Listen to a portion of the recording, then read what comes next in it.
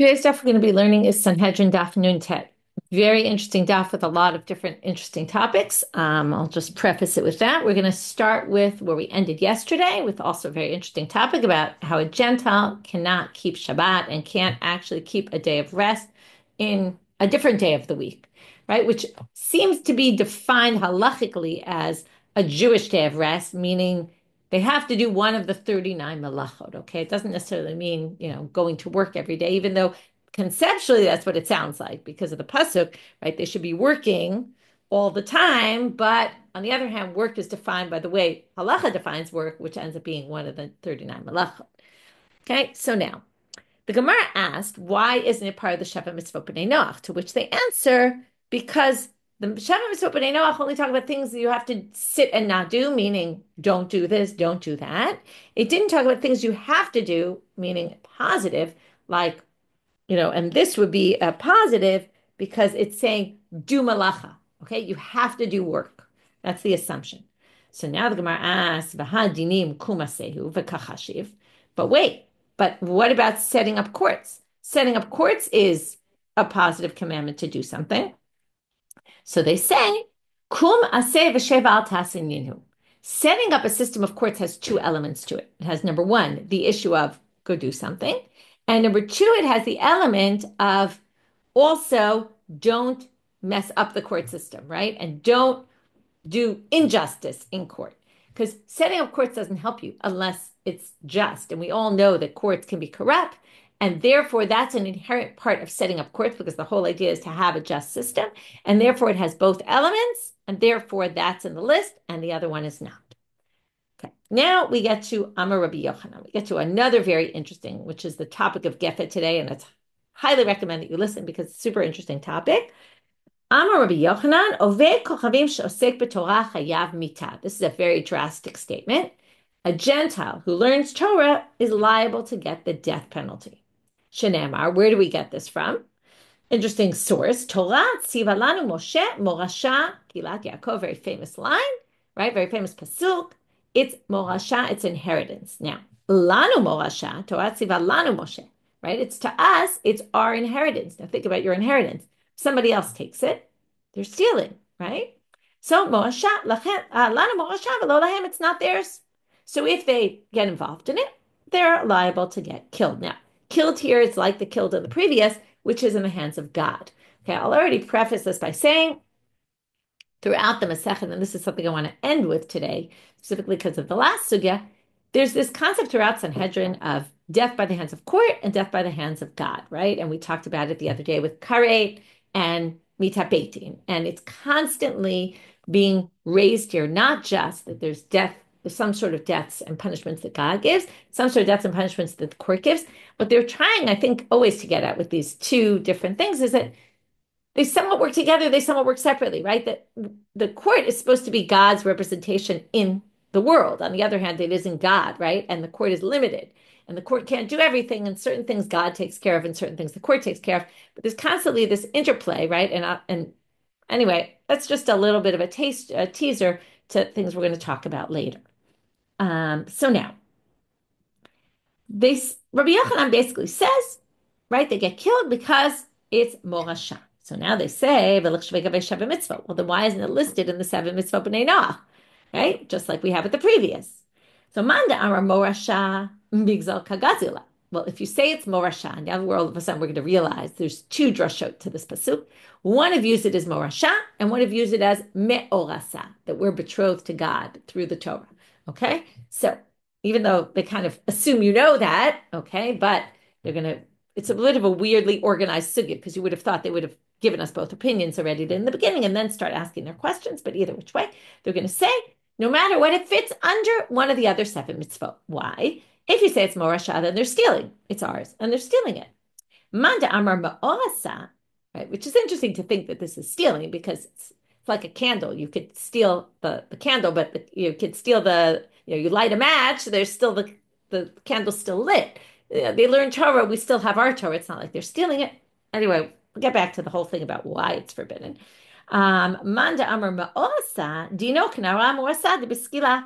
If it's because we're betrothed to God through the Torah, then by them doing it, it's like Giloy Arayot. Fascinating. They would say learning Torah comes under forbidden sexual relations because it's like the law of an Aram morasha that they're stealing, right? They're taking this Nara and therefore they would get stoned for that. Okay, Meitibe. Now the Gemara says, wait a minute. Rabbi Yochanan's halacha raises a big question because there's a braita that seems to go against this. Haya Rabbi Meir Omer, minayin she'afilu ovei kochavim v'osek b'torah shu kekohen gadol. How do you know that if there's an ovei kochavim who learns Torah could even reach the level of a kohen gadol? Forget about the fact that it's not forbidden.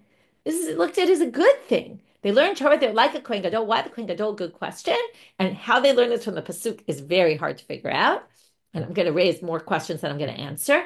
But what they're basically saying, I think the Kohen Gadol is the most sanctified figure in our religion, right? He goes into the Holy of Holies with God.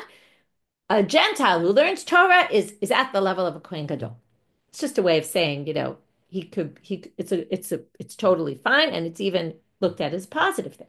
Shene'emal. Now, this pasuk is not talking about learning Torah, okay? But this is question number 2 here for the sugya. Asher ya'aseh ha'otam ha'adam v'chai b'hem, right? Famous pasuk. This pasuk we're going to come back to later in the Masechah when we talk about, are you supposed to die, right? If they put a gun to your head and say, do this sin or else I'll kill you, what do you do? And it says v'chai b'hem, so generally we're not commanded to do, to sin. So I'm sorry, we're commanded to do the sin and not worry about it because we're supposed to live. The mitzvot are supposed to keep us alive, not supposed to kill us. We learn all sorts of things from there. Anyway, now, notice what word is mentioned in the pasuk, Adam, right? We're in the sugya about Bnei Noach and Adam and all that. Adam is a universal term. Kohanim Levim Yisraelim lo ne'emar ela ha'adam. It doesn't say Kohanim Levim Yisraelim, Jews. It says Adam. Now again, this pasuk is talking about keeping the mitzvah. It's not talking about Torah. Okay, it's not talking about, but they say somehow this involves, right? This is relating to everybody, and I guess they assume they're not commanded to do mitzvah, but maybe they're commanded to learn Torah. Okay, how they get to it, I don't know. I don't have a good answer to that question. But anyway, this source clearly contradicts Rabbi Yochanan. How's Rabbi Yochanan going to answer that? Tanaitic source can't contradict an Amora. So, Hatam b'sheva mitzvot didu. The Ovei Kochavim who's learning Torah was looked at as a positive thing, and Rabbi Meir is a Gentile who's learning the 7 Noahide laws. That's what they're supposed to be learning. But they're not supposed to be learning the rest of the Torah. Okay, that's the end of our sugya, but I want a little bit touch on what Rabbi Meir touches on, which is begs the question, why is it forbidden to a Gentile to learn Torah? What's wrong with it? So she goes through a whole bunch of different approaches. The Tosfot talks about it. There's a big problem because I'll just give you in a very briefly. There's a different pasuk where it says Adam. You might remember this about Tuma and Tara, right? Where it talks about Adam ki amupa ohel, and there it's only Jews. Okay, and there's other sugyot that say Adam is only Jews, and this sugya says Adam is also Gentiles. Is right everybody. So that's a problem in and of itself. There's some resolutions for that in the Tosfot. That's the Tosfot's question. The Meiri in general, I've mentioned this before, and Rabbi Chanina also mentions this, that the Meiri is very famous for trying to resolve all these sugyot that say Gentiles are different, right? Often we say, oh, Akum means just pagans and not, right? That's one of the big things of the Meiri. Here, the Meiri basically does a different method, which says that what's the reason? The reason is because people will think they're Jews. We saw this before, and then they'll learn from their ways. We saw this with the ger yesterday. So if that's not the case, and it's clear they're a Gentile who's just coming to learn Torah, then it's different. And he basically justifies why Gentiles can learn Torah based on trying to give a reason why this is forbidden, and then saying, and it obviously doesn't apply in all these cases. Now, it's an interesting sugya in and of itself, just in terms of can Gentiles learn Torah or not. It's also an interesting sugya in terms of the way halacha develops, because when there's a sugya that's particularly controversial, problematic, doesn't really fit with what they see also going on, and doesn't sit right with them. So how do you grapple with that? And this, if you listen to Rabbi Meir's Shiur, you'll have a great example of what the commentaries do when they want to justify something, right? There's many sugyot like this. And they want to, one that we talked about a very long time ago in Shabbat was about boat travel on Shabbat and how it says you can't travel on a boat from Wednesday, Thursday or Friday because you might get stuck for Shabbat, and yet people are doing it. And then they say, oh, it's only this, and therefore it wouldn't apply there. Or, this is the issue. So anyway, right, it's always dangerous to do like the Rosh Tamei Torah in the Torah, but this isn't Torah. This is the oral law. In oral law, we do that all the time. Oh, what's this? Oh, well, then it's not applicable here. Why is it bad? And what does it mean? So anyway, already the Gemara did that. The Gemara said, oh, it's different Sheva mitzvot and the rest of the Torah, right? So there's always a way to interplay there, and it's just very interesting to learn. Okay. Now we're going to move on. And then there's a lot of, I mean, he's not the only one who addresses this issue. There's a lot of people who address this issue. Like I said, super interesting topic to delve into. Rabbi Chanina ben Gamliel Omer. We're now going back to the Mishnah, which had said, or I think it was the Braita already, about the Sheva mitzvot b'nei Noach. Right, I think it wasn't our Mishnah. I think it was a Braita. We could remember anymore. We're so into this. But yeah, it's not in the Mishnah. But we got right. It's a Braita at the bottom of Nun Vav Amud Aleph, Sheva mitzvot b'nei Noach. And then we had all these people who added other ones. So after going through the seven, and then we had a question which seven and which are in, which are out, different opinions. There was Tana de Menashe. Now we get back to Rabbi Chanina ben Gamliel, who added af hadam and achai, also blood from a live animal, not just a limb from a live animal. Tanu Rabba. Now we're going to go back to some things we saw before. Ach basal benafsho damo lo tochelu. Okay, we're in a Breshit Perek Tet Pasuk Dalid. You can't eat basar benafsho damo lo tochelu. Ze ever minachai. Okay, this basically means you can't eat, right? In other words, this is where God was permitting, and we're going to come back to this later. Adam Rishon was only allowed to eat vegetables and fruits, things that grow.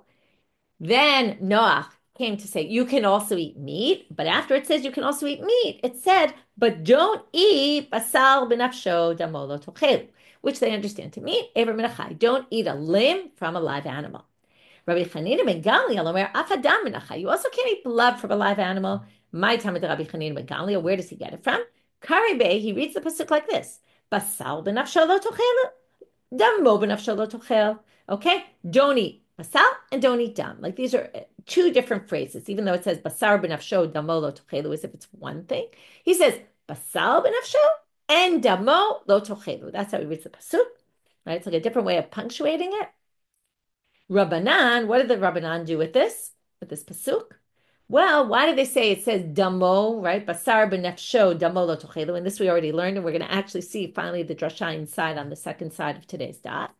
Hahu lemishre shratzim hu da'ata. He wanted to permit, okay, the psukim read like this. I'm just going to read you the psukim so you can see. In Breshit Tet Pasuk Daled, and later we'll darshan this a little bit better. In Pasuk Gimel it says, Kol romesa shehu chai, lachem yelo, anything that crawls, right? Any animal, any creature, creepy crawler, big animal, all of that is permitted to you to eat.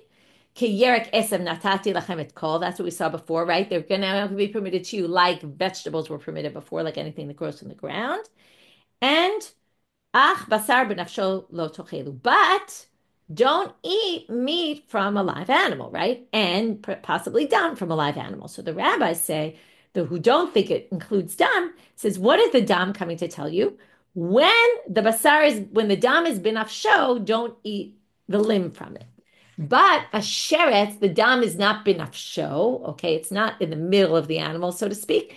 It's under the skin. In other words, they believe, this was some understanding they had, and we'll see this inside later, that a sheretz, the creepy crawlers, the blood is in the skin, not inside the flesh, it's in the skin. Okay, there's the skin and the flesh.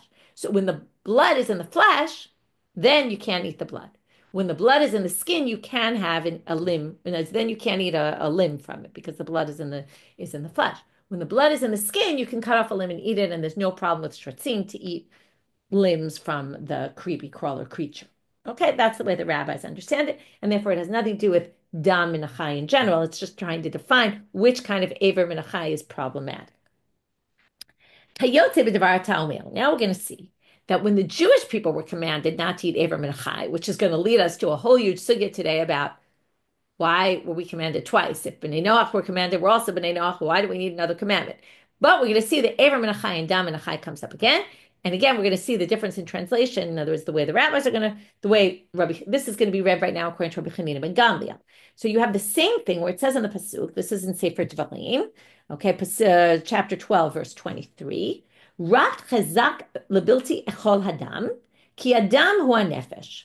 So they say here, right, Rak chazak lebilti echol adam, ki adam hu nefesh. There again, you see this problem of blood from the chai, and there you see there's this issue of blood min chai.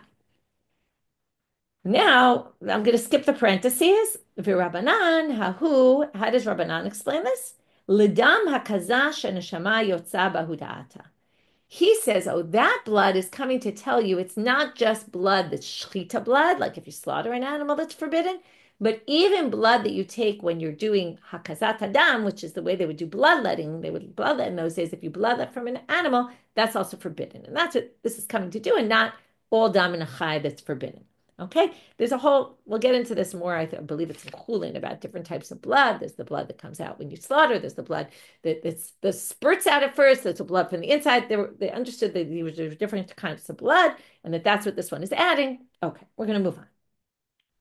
Now we get to the main sugya of today, which is, why do you have to repeat this commandment also to Bnei Noach and also afterwards? So they're going to answer Kid Rabbi Yossi, Rabbi Chanina. And now we're going to start getting into categorization of mitzvot Bnei Noach. There were certain things that were commanded to Bnei Noach, then in the end are really only commandments for us. Now, what does it mean, Bnei Noach? It means any time before Har Sinai, before Matan Torah, before we got the Torah, anything that was commanded before, we put that in the category of Bnei Noach. Remember, we kept quoting all these psukim. And anything after is, just for us. So now the question is, why are there things that were commanded twice? And what's the rule about certain things? Like how do we know what things are just for us and what things are just for them? And basically, this is kind of after the fact. They're kind of making these criteria based on certain things that you're going to see. They're going to say it seems a little counterintuitive. And the Gemara is going to question on that. But here's Rabbi Yossi Rabbi Chanina. So we get to this because we want to know why it's repeated. And then we're going to talk about things that were repeated and things that weren't repeated and what that means. Okay, maybe you should think about it on your own first. If it's repeated, what would that mean? And if it's not repeated, let's say it was just to Bnei Noach, then what would you think it would mean? Okay, so you can think on your own. Who is it referred to? Does it refer to everybody or just us or just them? Okay, so Kol mitzvah, so here's Rabbi Yossi Rabbi Chanina. Kol mitzvah shene'emra lebnei Noach v'nishnei b'Sinai. If it was repeated at Har Sinai, what does that mean? Well, lezeh v'lezeh ne'emra. That means it was said to all of Bnei Noach, and it was also said to the Jewish people. It's a little strange because if it was said to Bnei Noach, we're also Bnei Noach. Why did they need to repeat it? But yet, they're saying, no, that means it's for both of us. If it was Livnei Noach, v'lo nishnei b'Sinai, if it was said to Bnei Noach before, and then it wasn't repeated at Sinai, li Yisrael ne'emra v'lo lebnei Noach. It's very counterintuitive.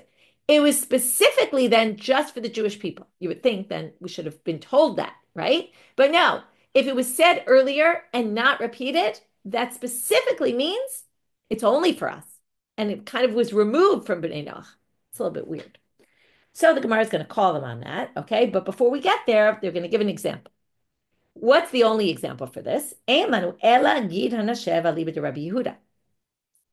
case we have for this is Gid HaNasheh. Because Gid HaNasheh was given to Yaakov, right? So it was Bnei Noach because it was before the Torah. And it's only for the Jewish people. And it was never, ever mentioned after that. Okay? So that's a good example of a mitzvah that was said in the beginning, never mentioned after, and therefore it's only for us. Okay? Now, why does it say I'll leave it to Rabbi Yehuda? Well, there's a fascinating machloket about between Rabbi Yehuda and the rabbis about Gid HaNasheh. Gid HaNasheh is mentioned when Yaakov fights with the angel, right? And then we're told because of the fight, and because he hit him in the, he hurt him there, therefore Gid HaNasheh is forbidden. Now, the sciatica nerve. Now, what's interesting about this? So Rabbi Yehuda says the mitzvah was given then, and therefore that fits in perfectly with our sugya. It was given then. It wasn't repeated at Sinai, just for us. But the rabbis say it was given at Matan Torah. But when Moshe put together the Torah, he mentioned it earlier in the context. In other words, it wasn't forbidden at that point. From the time of Yaakov until the Torah, people were eating Gid HaNasheh. It was only after that it became forbidden when they got the Torah. And Moshe just put it right in the Torah earlier because he said, I want people to know the context, right? And therefore it was put in its context. And that's why, what does this get from? Because it says there, Al came, this is why. Okay, that's how it says in the Torah. This is why Gid HaNasheh is forbidden, which means this is why later they forbade Gid HaNasheh. Okay, so that's just an interesting machloket, not really here, but that obviously doesn't work with our sugya because then it was given only at Sinai. Okay, according to us, the sugya goes like Rabbi Yehuda. So now we're going to start getting into our section of questions. Amar Kol mitzvah shenemra lebnei Noach v'nishnei b'Sinai lezev lezen emra. Okay, any mitzvah given to Bnei Noach and repeated at Sinai was given right to both. Okay, both Jews, both Gentiles, and right all Bnei Noach. Adrabah. What do you mean? It should be the opposite. Okay, here come the questions that this is counterintuitive. At least around him, if it was repeated specifically at Sinai, it sounds like this is just for the Jewish people. So the way they disprove this is by saying, they say it can't be true what you're saying, even though it sounds maybe intuitive, it would be that way intuitively. But here, I'll give you an example that clearly shows that it's not true what you said. Because we all know 10 commandments, don't worship idols. We see that Gentiles are punished for worshiping idols throughout the Torah. So from there, it seems clear that avodah zarah was given to both, and therefore anything that falls into that category was said before you can't do it, and after must be libnei Noach, and to the Jews. Okay, next one. Livnei Noach v'lo nishnei b'Sinai l'Yisrael nemar v'lo libnei Noach. So they say adrabah. You should say the opposite. What would be the most intuitive thing if it was given to Bnei Noach and was it repeated at Sinai? When we see all these other ones were repeated at Sinai, it would sound like what? It sounds like it would be just for Bnei Noach and not for the Jewish people. So the Gemara says, okay, that would be a ridiculous thing to say, even though maybe logic would state that, but there is no such thing that Bnei Noach are commanded and Jews aren't. We're always commanded everything the Bnei Noach are commanded to do, right? We are Bnei Noach. So since it can't be that, it must be the opposite, okay? And there's three possibilities. Just for Bnei Noach, just for Jews, or for everybody. Everybody was the ones that were repeated. Just for Bnei Noach, there is no such thing. So we're left with, okay, by default, only for Jews. So now they say, wait, is there really nothing that was given just to Jews and not to Gentiles? I'm sorry, is there nothing that was given to Gentiles that's forbidden to them and not to us? I'll give you some examples. We have two examples here. V'lo v'harei yifat Torah. Remember the eshet yifat Torah. They can't keep an eshet yifat Torah. If we capture a woman at war and the man wants to have relations with her, there's a whole process she has to go through, but he can end up kind of marrying her and the whole process. But the Gentiles aren't allowed to do that. So here's an interesting, maybe complicated answer, but they're not allowed to conquer. The only people who are allowed to conquer is the Jewish people got rights to conquer the land of Israel. And since they got the rights to conquer, that includes the eshet yifat Torah, because that's part of conquering. Nations who don't have the right to conquer are not allowed. So therefore, there is something that a ben Noach is permitted, and we're not, okay? But that's an exception to the rule. It's just because they can't do kibush, and that's why they're not allowed. Next one, pruta. But wait, they can't steal anything, even if it doesn't even have the value of a pruta. We can steal something very small, right? It's meaningless. Okay? So why is that permitted to us and not to them? Again, that's not a good example because there's a side issue. Just like kibush was a side issue, this is a side issue. They can't do mechila. We learned about that before. They can't. Why they can't is a good question. I don't know exactly why they can't, but there is no such thing as mechila for them. That they could say, oh, I don't care about this. Okay, maybe they just don't. I think, right. That's what Rashi says.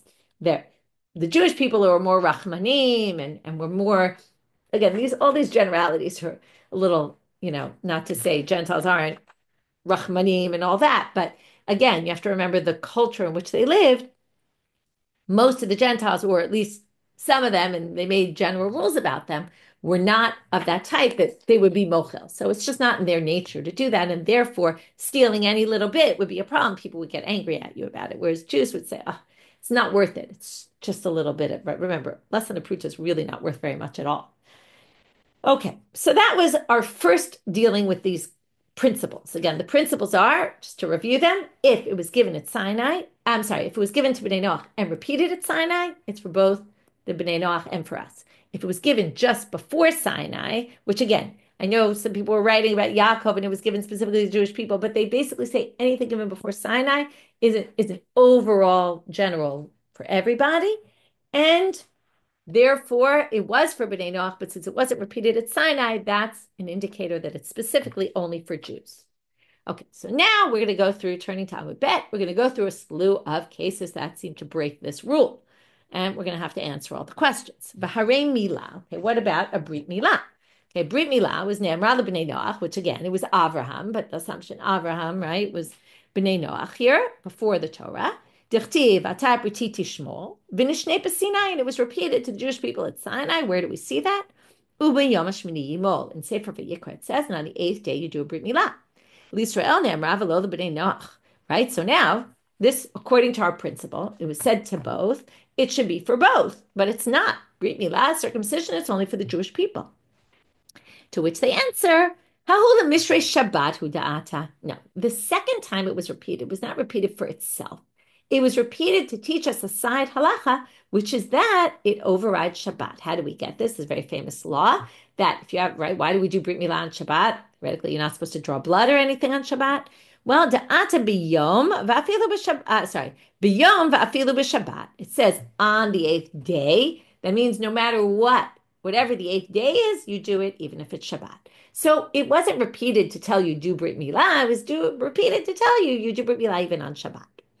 Okay, second question. Okay, well, how about be fruitful and multiply?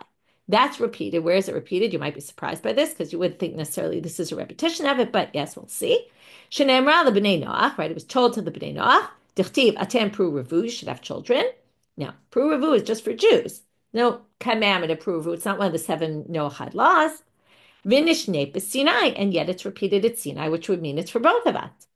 Where is it repeated? Well, when Moshe in Sefer Devraim talks about Matan Torah, he says after Matan Torah, after the Torah was given, God said, Lechem or lehem, shuvu lechem lo alechem. God said, go return to your tents. Now you might remember before they got the Torah, they had to separate from their wives to be sanctified, to be able to receive the Torah. And then God said, go back to your wives. And what does that mean? Go back and have relations and have children. So there's a commandment. God said, go back home and have relations, meaning have children. So, L'Yisrael Ne'amra v'lo b'nei Noach, but this commandment is clearly only for Jews and it doesn't fit the rule. To which they answer, oh, that's a different reason. They were forbidden to have relations with their wives. In order to undo the prohibition, you needed a minyan. Now, minyan is God, okay, but in our world, what would you need in the Sanhedrin world? You would need the rabbis to get up and vote, that's a minyan, and do a count and say, oh, we all think this should be repealed. So you needed God to repeal what he had forbidden. But again, that's not saying we're commanding you again to do pru revu. It's just God is undoing the prohibition that he had put on originally. Again, you see this interplay of God doing things that the court might do nowadays.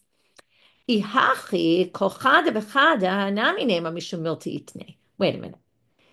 What did we say here? We have 2 examples, Pru Revu and Brit Milah. Both of them were repeated because we needed some other reason to repeat it, right? It was repeated for some other reason. So why don't we say that about everything that was repeated? Because any time a mitzvah is repeated, there's always something new. So every single mitzvah that was Bnei Noach, like don't steal. So don't steal was repeated with all sorts of other details about it. So can't you just say every time it was repeated, it was to add extra details, and then it's not considered a repetition, and then we could say it's just for Jews and no longer for Bnei Noach?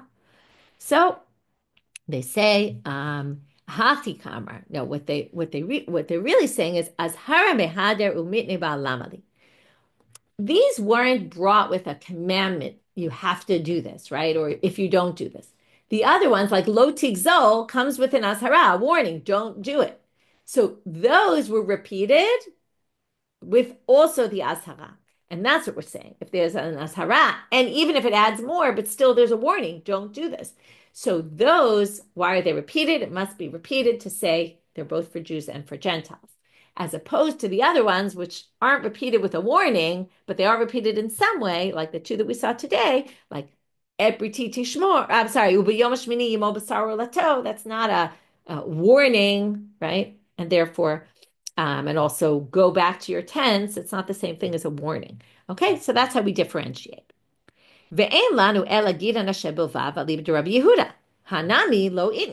minute. Earlier, they said there's only one example of a case where it was said before and wasn't repeated later. But now we added 2 more to the list. We have Pru Revu, we have Brit Milah. They were said before and were repeated because we said, right, even though they were repeated for other reasons. So why aren't these 2 on the list? To which they answer, Hani itnu l'shum milta ba'alma.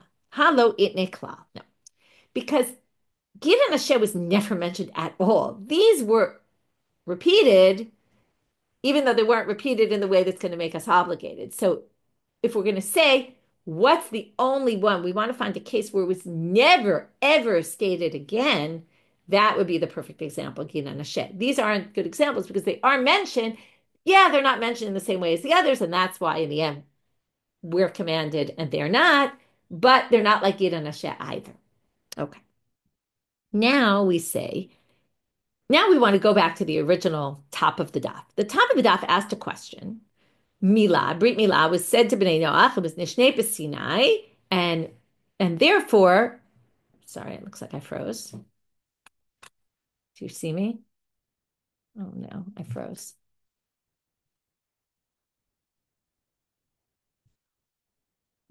Going on here? There we go. Okay, so seems like I'm back. Okay, so now we said that Milah, okay, Atav Ritichish more Nishnei Sinai, and it was repeated again, and yet it's only for Israel. And we answered saying, oh, the second time was because it was adding this other issue and don't count it as a second time. But now we're going to have a different answer to that question. Ibait Ema mi'ikar la'Avraham u'dekamazor le'rachmana. Maybe that was never commanded to be a mitzvah b'nei Noach. Okay, this is what I know someone suggested before with Gid and Asher. You could say that, okay? But they don't say that there because they know that that fits into exactly what we're looking for. Again, you have to remember they knew they had certain truths, certain traditions, and they were fitting it into these criteria. But now, if we try to find, here's another reason. It was given specifically to Abraham and specifically for his children, which means maybe only for, right, certain people and not everybody, right? Not for all B'nai Noach. And then it wouldn't even be considered that it was said to B'nai Noach at all. And that's why you'd say it's only for Jews. How do we know this? Because it says, Atav briti tishmor, atav v'zaracha charecha l'dorotam. You have to keep this brit, you and your children after you. Atav v'zaracha inishachrini lo. Right? No, it wasn't given to anyone else, the other B'nai Noach. Elameata, so then they say, if you're going to say it was only given to his children, well, then it should be. And it was given specifically to his children. And then again, forget about, this doesn't fit into our klal at all, because it's not a ben Noach, it's B'nai Avraham. Well, then what should be? All B'nai Avraham. Remember, Avraham had two sons. This should be a commandment also to B'nai Ishmael, l'chayva. They should be liable. And according to us, they're not. They don't have to circumcise. So they answer out. What God said it was for you and your zera acharecha. What does zera mean? Well, it says in another pasuk, ki b'yitzchak yikarei lecha zera. Right? Yitzchak is going to be your, right? That's what you're passing things down to. So the brit goes only to Yitzchak. Obviously, Ishmael did get a brit milah, but it means it's not commanded for his sons to continue. B'nai Esav l'chayvo. Well, then B'nai Esav we should obligate, because if it's Yitzchak, so again, he had two sons, one became a different nation. Are they obligated? Yitzchak velo kol Yitzchak. It says, because in Yitzchak meaning only some of Yitzchak you're going to have Zerah, and then that leads us only to Yaakov. And then we have this answer that was only given to Yaakov and his sons. Okay, and that's why this doesn't break our klal, because it's not even a rule. It doesn't have anything to do with us. It's not a B'nai Noach law. Now we just have a side question. Well, according to what you're saying, the sons of Keturah, which was another wife that Avram took later in life, should be obligated, and the fact is they are. Okay, this is like a known fact. They're obligated to circumcise. Rabbi Yossi bar Avin, Rabbi Yossi bar Chanina. When Rabbi Yossi said this, I'm not sure who. Et briti hefal l'rabot b'nei Keturah. There's an extra thing in the pasuk. It says when Avram is commanded to give two brit milah, at the end of the pasuk, et briti hefal, which they understand to mean this must be adding somebody additional who's adding b'nei Keturah. So there's a special drasha there. Okay, and that's why b'nei Keturah are added. So we have basically two ways of answering this question about the Brit Milah, and we have one answer for the Prira Rivia, right? And then again, the first way of answering these questions of these exceptions to the rule is that the second time they were repeated was for a particular reason and not to talk about the law in general. Okay, now we go to this fascinating sugya about vegetarianism in the Torah. Okay, it's a big topic, especially now. People love to talk about these things. And there's meat that that's not animal meat. We might have some reference to that today also about meat created in some other way. Okay, I won't say the same way that we create them today, but you'll have a cute thing at the end of today's daf. So, Amar Rav Yudam Rav Adam Arishon lo hutar lo basar lachil. So Adam Arishon was not permitted to eat meat. How do we know that? Because it says we saw this before. No, this we didn't see. We just saw that it was permitted to Noah, right? But how do we know it was forbidden to Adam? Well, it says to Adam, Lachem yeh la'ochla. Okay, this all will be for you, right? It's all the stuff that's growing. Ulechol chayat haaretz. This will be for you to eat and for the animals to eat. So notice what it doesn't say. It doesn't say you can eat the animals. It says you and the animals get to eat this, which sounds like you can't eat the animals. So v'lo chayat haaretz lachem. It doesn't say the animals are allowed for you to eat. Ukeshabal b'nei Noach hitir lahem. When Bnei Noach came along, then it became permitted. Shenemar, ki yerek esem natati lechem et kol. Okay, this is why some people say vegetarianism is the ideal in the Torah, and they just needed, right? Noach came, and there was no choice, or whatever. It was a right. There's different approaches to this. It's a good thing. Is it not a good thing that it was permitted to Noach? Okay, we're not going into that today, but there's lots of people who have lots to say about it. So when Bnei Noach hitir lahem shene'amal ki yerek esem natati lechem et kol, right? It says you can have all the romeis. They don't quote the important part of the pasuk. Anything that crawls on the land, you can have. It will be to you like in the time of Adam, like yerek esem. Yachol lo yehe ever min achai no hegbo. Now this is a repeat. You might have thought there's no problem of ever min achai.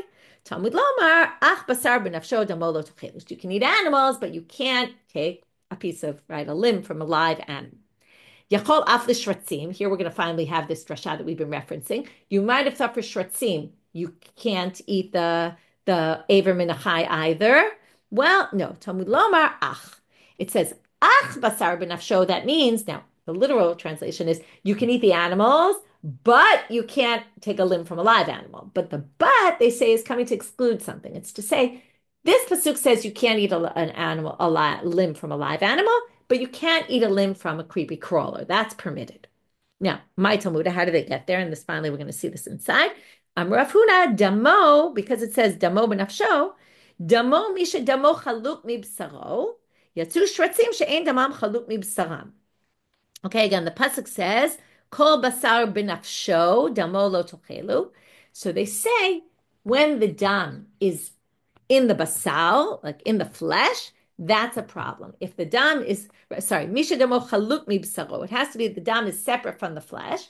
But when the dam is part of ein damam chaluk mibsaram, the blood is like connected to the skin or something like that. Again, I don't really understand what their perception was, but that the blood worked differently in creepy crawlers, and because of that, they're excluded from this prohibition, and you can actually take a limb from a creepy crawler. Okay, now that's an aside. Now we're on the main topic. Adam Rishon was not allowed to eat meat. That's a given, right? According to Rabbi Yehuda Rav. This Gemara is going to bring 4 difficulties on this. The first 3 are all the same. They're all learned out, the same idea, or learned out from this famous pasuk in Bereshit Aleph, pasuk 28. Vayvarech otam Elohim, vayomer lahem Elohim, peru urevu meluat haaretz, right? You should multiply, be fruitful and multiply and fill up the land, bekapshua, and conquer it. Uridu, and you should have dominion over the dagim, the fish, the birds, and the animals. So now we're going to say, what does it mean to have dominion, if not that you can eat them? So, meitive. So we're going to go one by one. Uridu b'digat hayam. My lav lachila. Doesn't it mean you can eat them? What else are you going to do with fish? You're going to have them work for you? So, lo, limelacha. Yeah, you're going to have them work for you. Or ask, what kind of fish do work for you? Dagim b'dei melacha ninu? Yeah, in Kedirachava, like Rachav said. By Rachav, he asked a halachic question about kilayim. One of the things about kilayim that's forbidden is to work 2 animals together, like have them pull the plow together, or have them pull a wagon together, because it's unfair. Like each one has different strengths, and it's So he asked the following question: what if you pulled a carriage or a plowshare or something with an iza and a shibuta, with a goat and a fish called a shibuta? What is a shibuta? So in the Kohen they talk about that it's a big fish that's like 1.5 meters long. Okay, so it was a very big fish. You could have very big fish that could work for you. Tashma'u ba'of hashamayim, my lav la'achila. Lemalacha, again, Ofel Shemayim, what are you doing with birds if not eating them? No, for work. Ofel Pnei Malacha Nenu, what? Birds can work for you? And yeah, Kedabai Rabbi Bar of Huna, Dash Ba'avazim V'Tarnagolim, Rabbi Yossi, Rabbi Yehuda Mai. Okay, this is the whole thing about Lo Tachsam Shor B'Disho. When your ox is working for you, you can't muzzle it. You have to allow it to eat. But that's only when it's like an ox. So if it's a person, you have to be working with all four, your hands and your feet, just like an ox. But birds don't have use of their hands really to do anything. So his whole question was, if they're doing the threshing with their 2 feet, is that considered all their koach, like the shore was 4? 2 is like 4 for them. So that was his question. Anyway, the point is they could do threshing apparently. Okay, third question. Chaya. Ubechol tashma, the pasuk continues, says, Bechol chaya ramestala aretz. Now, chayot are not domesticated animals. They're undomesticated animals. They don't usually work for people either, right? Oxen, sheep, all of them, they work for people. But these don't, that's behemoth, that's not chayot. So, that's to include the snake. Now, I don't know if you know, snakes do work for people. They just scare people. Well, the Gemara brings a source to Tanya, Rabbi Shimon ben Menashe Omer, it's really too bad about the snake that the snake got cursed. Because if the snake hadn't been cursed, every Jew in the world would have 2 snakes. One would go north, one would go south. And basically they would do mining for us, okay? Think about all those mining factories. You wouldn't need them. You would just have snakes do it. Okay, he would mine the land and get all these pearls and beautiful things. Snake goes in the ground, right? Underground. He could bring everything for us. Another way you could use them is for construction. Okay, never thought about this before, I bet. I don't know exactly how you do this, but they could put like what's the ritzua, like a strap underneath the snake's tail, and somehow with that dig up a huge amount of stuff. When the snake, I guess, goes under the ground and will pick up the dirt with it, somehow you could do real good digging this way. So the snake theoretically could have worked for man, and this was before the sin happened, and that was what Adam was told. You can have the chayot to work for you. Okay, so that didn't help us in terms of knocking out this theory about the meat. But now we actually have a source that Adam actually ate meat. Ready for this? This is our last source for today, our interesting way to end the daf. Okay, he was lounging in Gan Eden. And the angels would be roasting meat for him, barbecues every day, and wine. He was wining and dining. This is all to explain why the Nachash seduced man, because man and woman, the Nachash, the snake, was jealous of the barbecues he was getting every night and the wine he was drinking. So, what kind of, right? He was eating meat, obviously. Oh, that was meat that came from the heavens. That wasn't meat that came from animals. Okay, if you talk about, forgot the way they call it, the meat that they're making now, but basically it wasn't meat from animals. So therefore it doesn't go against this theory that he was vegetarian. He wasn't allowed to eat meat. So now they say, is there such a thing? So they say, yeah, there is. There's another story about meat coming from the heavens. So Rabbi Shimon Chalafta was Ka'azab Orch, he was walking on a path. Pagu bohanach aryavata, there were lions that were roaring and wanted to eat him. Amar hakfirim shogim lateref. So he quotes this pasuk hoping it's going to save him, I guess.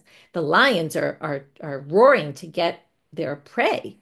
Nechitu le tarte itmata, and down falls from the heavens two thighs.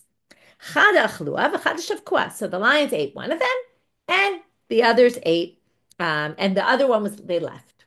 So he picks up this, thigh that came from the heavens, and he brings it to the Beit Midrash. And what's his obvious question? Is this kosher? Can I eat it? They said nothing impure would ever come from the heavens. Of course it's kosher. So another question was asked. Rabbi Meir asked Rabbi Avahu, Yardalu dmut chamor mahu. So now he asks on this story. He says, what if it looked like a donkey? Okay? Fine. This looked like a kosher animal, but what if it looks like a non-kosher animal where it came down from the heavens? If the meat is such good fake meat, right, it looks like non-kosher meat. Can you eat that? Amarle, Yarodnala, you stupid bird, you're asking such a silly question. Ha'amrele, ein davar tomei ureim nashamayim. He said nothing impure comes down from the heavens. And of course, it would be kosher. Okay, fascinating discussion. What I wanted to end with is what I started with, which is this idea about things coming from the heavens and things coming from earth, right? And this comparison between the heavens and the earth. And I think it's super interesting that it's in Masechet Sanhedrin because it's all about, right? Theoretically, the Sanhedrin is doing God's work in this world. But we all know that the Sanhedrin is doing God's work as humans, and humans can't do God's work the way God would do God's work. And it's contrasting here and almost showing we understand our limitations. We are not like God. Everything that comes from the heavens is pure. But we're in the land, right? We're people, we're humans, and we might make mistakes, and this is going to come up a lot in our Masechet. And we know the court system is imperfect, and there's all sorts of issues that are imperfect because in our world, there's tamei and tahor, and there's right and wrong, and there's mistakes and all that. And in God's world, right, it's different. And it's contrasting this idea because in the end, the law is God's law, but it's given to humans. And there's always limitations with that. And I think that may be what this story is getting at as well. So with that, we finished for today. Quick review. We started with the issue of what's in the list, what's out of the list, right? The Sheva al Tasa and all that. And then we had the Ovei Kochavim that learned Torah. He's Chayav Mita. On the other hand, is also kohen gadol. How do we reconcile that? And how do we get, why is it not part of the Sheva Mitzvah? And they say it actually is. Depending on how you look at it, it could be one or the other, right? It could be Gezel, it could be Gilor Hayat. Then we got to Rabbi Chanina ben Gamliel and him and the rabbis, and what their debate about is Dam Minachai. And then we got to these rules, because from there, we talked about the fact that it was repeated also. Why was it repeated if it was given then? And then we came up with the rules. If it's repeated, it means it's for both. If it wasn't repeated, it means it's only for Jews, which seemed counterintuitive. We dealt with those questions. Then we asked all sorts of questions of other mitzvot that seemed to break those rules, but we resolved them. And from there, we got to this idea about Adam Rishon that wasn't allowed to eat meat. We had 4 questions on that and resolved them all. And with that, we finished for today. Wishing everyone a Shabbat Shalom.